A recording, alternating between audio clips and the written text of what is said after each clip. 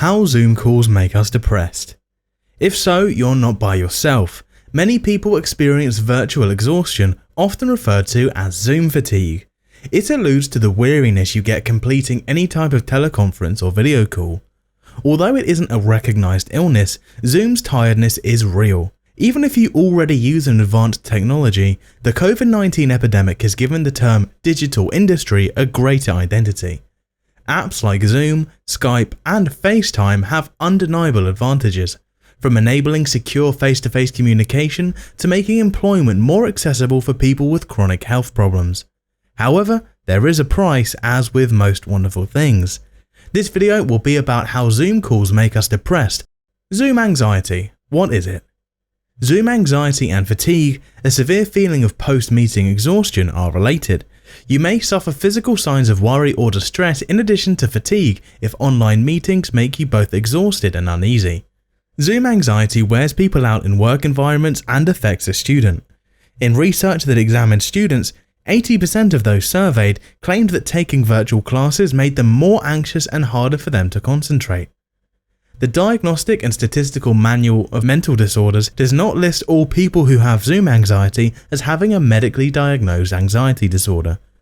Zoom meetings, however, could add to your worry if you already suffer from an anxiety illness. Causes of Zoom anxiety. According to research, a greater cognitive burden may explain why online programs can be more distressing. For example, according to some experts, you must receive more non-verbal information while watching your colleagues' faces on a computer because there is more eye contact, and they are larger than they would be in person. In addition, the following aspects contribute to the anxiety and tiredness felt prior to meetings. Extremely intense eye contact when it occurs frequently. In a typical meeting, members may be paying attention to the speaker, writing notes, or looking elsewhere. On Zoom meetings though, everybody is constantly staring at one another. Although if you don't talk once during a meeting, you will still be gazing at others since a listener is understood non-verbally much like a speaker. There is a marked increase in eye contact. According to Bailenson, the founder and director of the Stanford Virtual Human Interaction Lab, social anxiety of public speaking is one of the biggest phobias that exists in our population. When you're standing up there and everybody's staring at you, that's a stressful experience. People on video conferencing sessions may look too huge for comfort based on your display size and whether you're utilizing an external monitor, which is yet another cause of anxiety. When a person's face is so near to our own in the actual world, our brains perceive this as a stressful circumstance, likely to result in either mating or fighting. It gets tiring watching yourself in real time during video conferences. During a conference, the majority of video services display a square of your appearance on camera. Yet, according to Bailenson, that is not natural. In the real world, if somebody was following you around with a mirror constantly, so that while you were talking to people, making decisions, giving feedback, getting the feedback that you were seeing yourself in the mirror, that would just be crazy. No one would ever consider that, he added. Numerous studies demonstrate that you are more judgmental whenever you see an image of yourself. Today, many of us spend multiple hours each day seeing ourselves in video calling. Video conferences significantly limit our normal movement. People can walk around when in person or on audio call discussions. However, as most video conferencing webcams have a fixed field of vision, participants must typically remain in this exact location. There are unnatural restrictions on movement. Video interactions have a significantly higher mental burden. Nonverbal communication is relatively common in everyday face-to-face interactions, and every one of us instinctively makes motions and reads nonverbal cues. However, sending and receiving signals during video conferences requires more effort. In essence, human beings have hijacked one of the most basic human activities, having a conversation with someone in person, and turned it into a complex activity. Additionally, in a virtual meeting setting, gestures could have various meanings. For example, a person in a face-to-face conversation will look at someone on the side completely differently than a guy on a video chat platform staring off-screen at their youngster who had just entered their home office. Dr. Brian Wind, the co-chair of the American Psychological Association, stated in a recent speech, "When we're on Zoom, the brain has to work overtime to process information. It isn't picking up the social cues it's used to identifying, like hand movements, body movements, and even a person's energy. This puts stress on the mind and uses a lot of energy." According to some studies, women typically encounter more Zoom fatigue than men. Women in particular experience much higher levels of self-consciousness and mirror anxiousness. Signs and symptoms of Zoom fatigue. As a typical type of stress and emotional fatigue, Zoom fatigue exhibits most of the same signs.